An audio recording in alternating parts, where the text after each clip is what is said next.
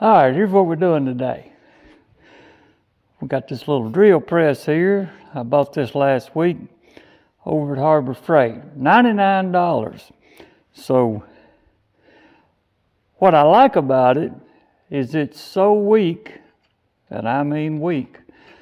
For a small hole in a small piece, I think it's pretty handy because the motor won't pull a big load. It's a small drill press. It's cheap, foreign made. But I wouldn't call it a piece of junk yet because it works. So what I need to do is drill a little pilot hole in these pieces here so I can use these to hold the bottom edge of some plywood that I'm going to put up on this wall. So here I go.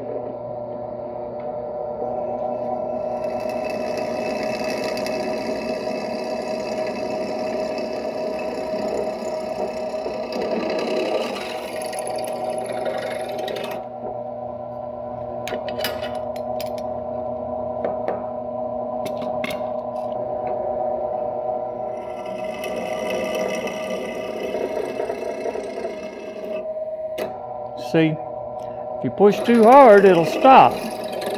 The belt won't slip, the motor just quits. I wouldn't want to hold it there because it probably damaged the motor somehow if you just held it there and it wasn't spinning. Now I've got it set at the lowest speed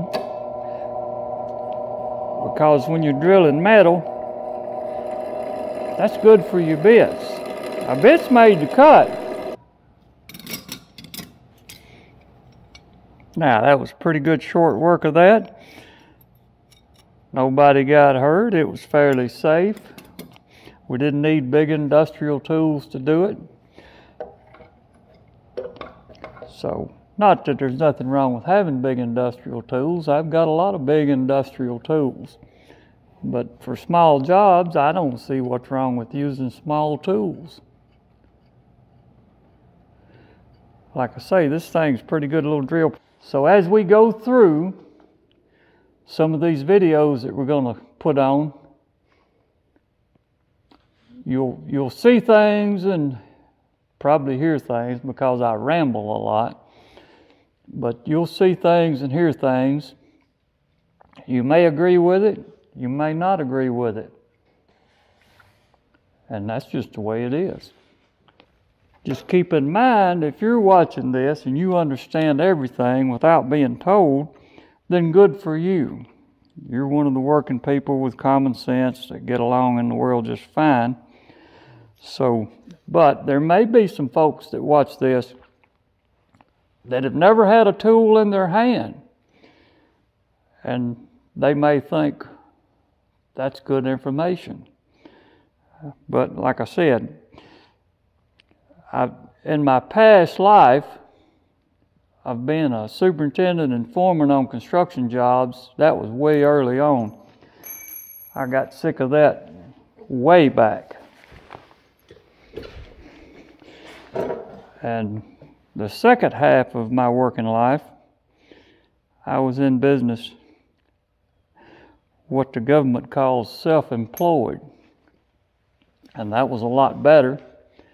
And it made a lot more money. So anyway, just keep in mind if I over-explain stuff, it's because that I've grown used to it over the years of being, I don't want to sound boastful, but by being in charge of crews and other people, you tend to see what's done wrong so often that you try to avoid that by explaining up front what they shouldn't do wrong. And some people think I already knew that, he needs to just be quiet, and then some people think, oh good, that's good to know. But if you tell a fellow what not to do, and he does it anyway, then maybe he's not the guy you need on your crew. So, but if you tell a fellow what not to do and he don't do it, then that's a good thing. And that's what we look for in life, is the good things.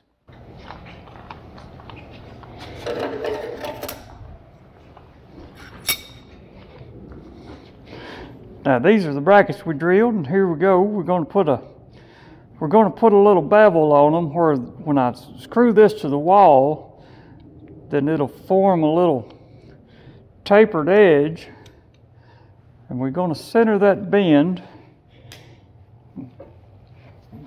And since everybody's new to this, except me, I've been here before. This is called a leg vise, a post vise, just a simple blacksmith item. This is what the old timers used.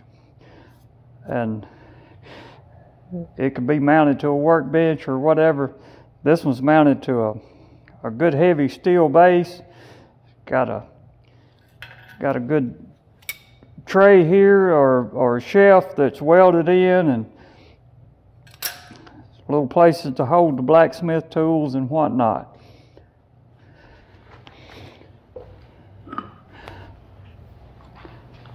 And this is a blacksmith hammer. The only thing that you see in this corner that's not a blacksmith product is myself. I have the stuff, but I would not call myself a blacksmith in any way. So, put it in the vise, bend it back at a little bit of an angle.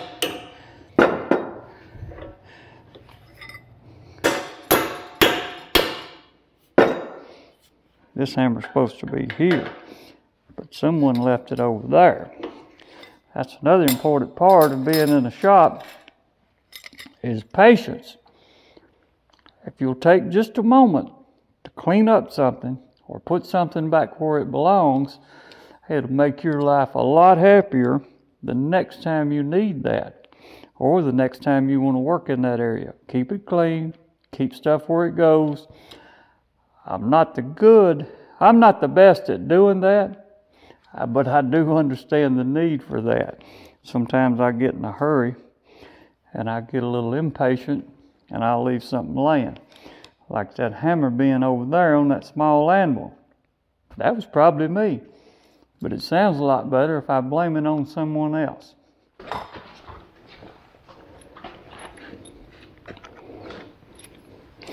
Now we're going to put this up here about like that, where it's the beginning of the bend will be right about the top of that plywood. Now when that sheet sets in, you may be a little far to see this, but when that sheet gets up here, like most modern stuff, this was not screwed off because I may need to adjust this bottom a little bit as I put this plywood on.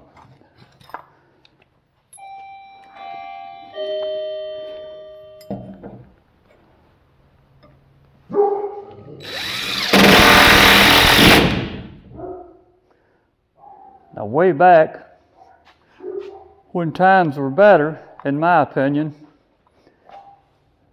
if you bought a piece of plywood, it was about as perfect in every dimension that it was supposed to be.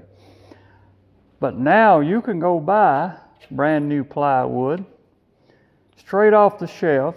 The best way to check for squareness on a square piece, or in this case, a rectangular piece, you go from that corner to that corner, that corner to that corner, and if it measures exactly the same, plus the width and the length of being the same, then it's square.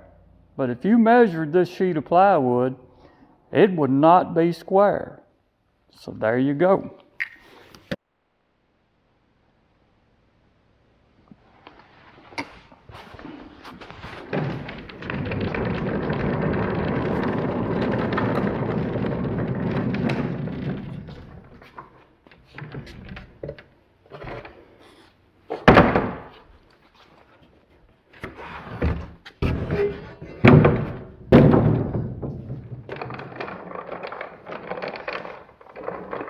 Now this is not a fast process, but I've got time.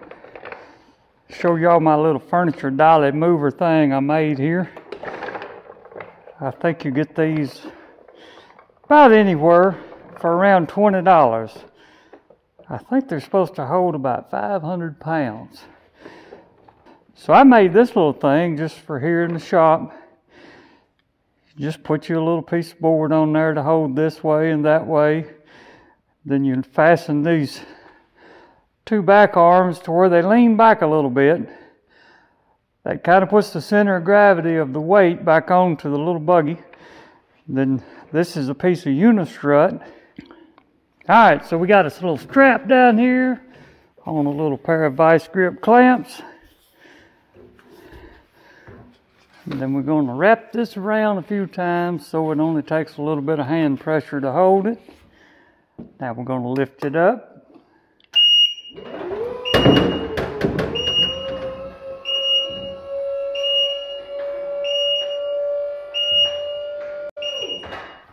Now you've heard of hand-eye coordination. This is hand and foot coordination.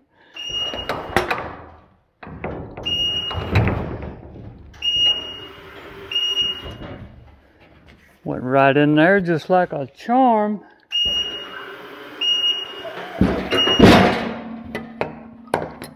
Take that off.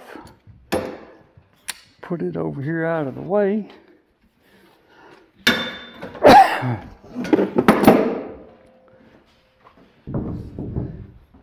Now we want to get it centered on our studs.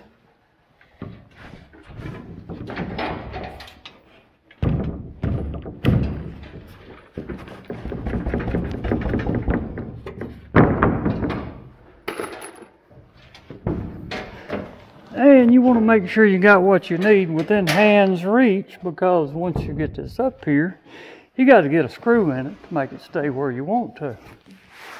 And right there is where I want it.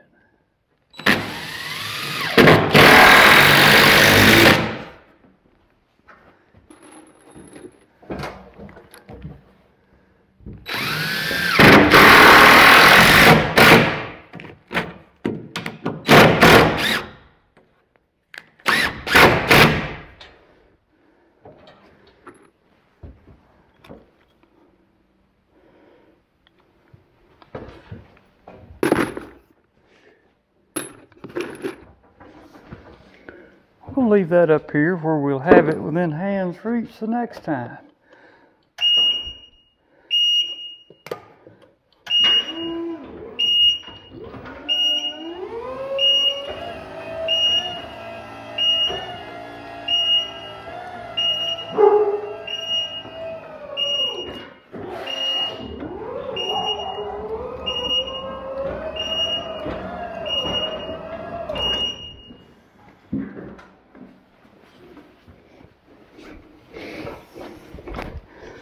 If y'all hadn't figured it out yet, I'm in the country.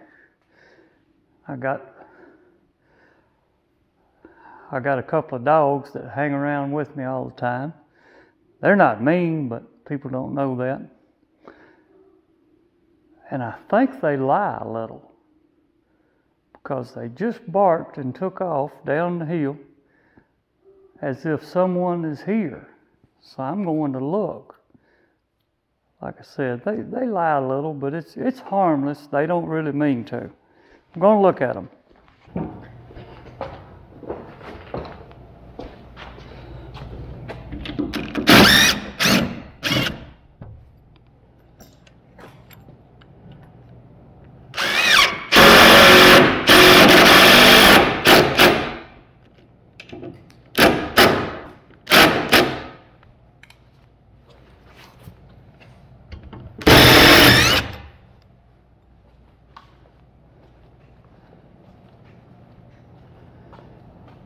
I left this off so I could fill it in with the right size pieces because of this door here.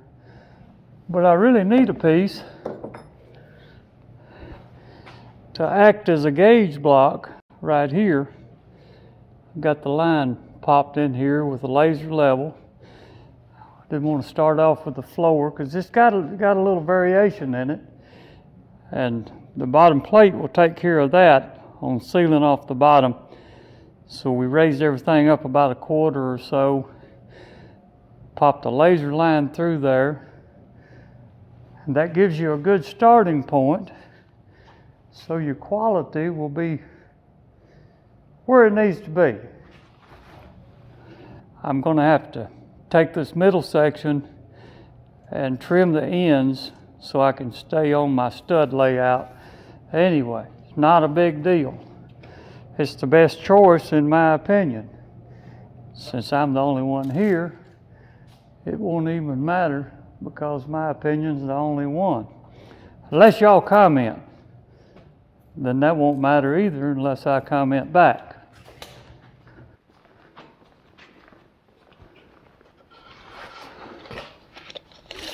Make sure 8 foot will get that far. And it will. So then we need to get that. Oh boy. I blinked twice and lost it. There it is. Now we need one of these screws, and we'll get another one.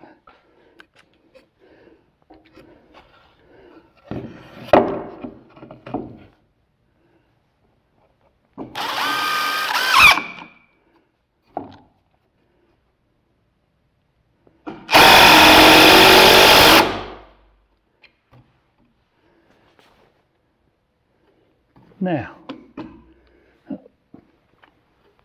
one screw should let that board pivot a little bit, so when the weight gets on it, it'll flatten itself right out.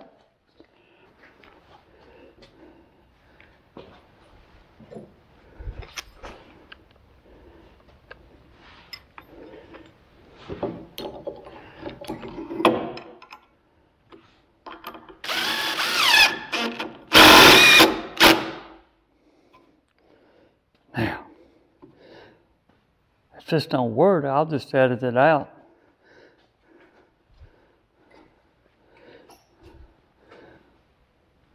Let's put this somewhere. On this cart will be good.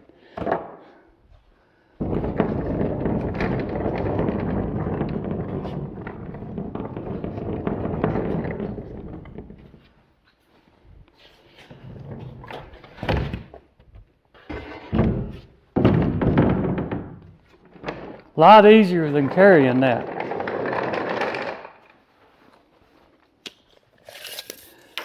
I'll get us a center point mark. About right there.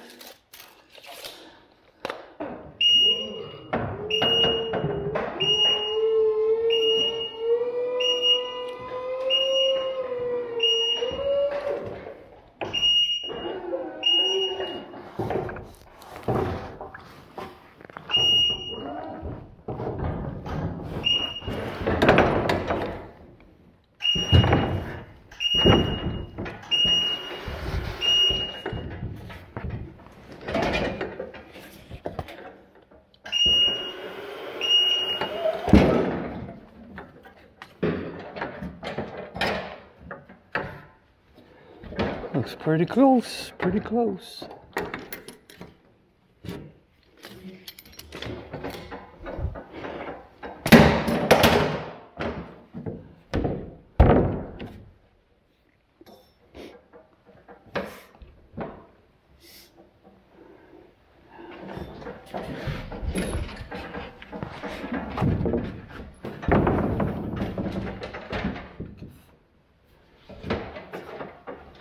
All right, we got to do a little temporary screw here. I've got just a slight overlap on that piece. We're going to have to fix it. This is an oscillating multi-tool.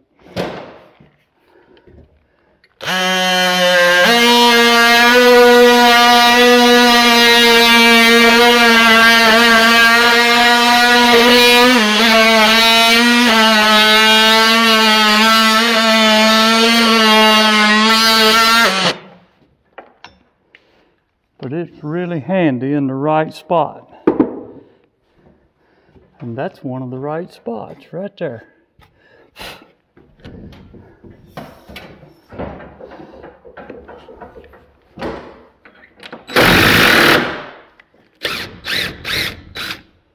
Hit a nail and broke the tip off of my screw. No problem, we'll fix it.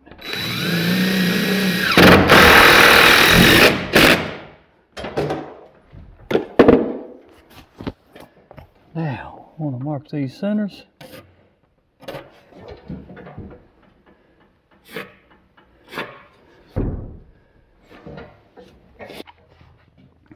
We'll cut that doorway out. Cut it to fit before we go too much farther.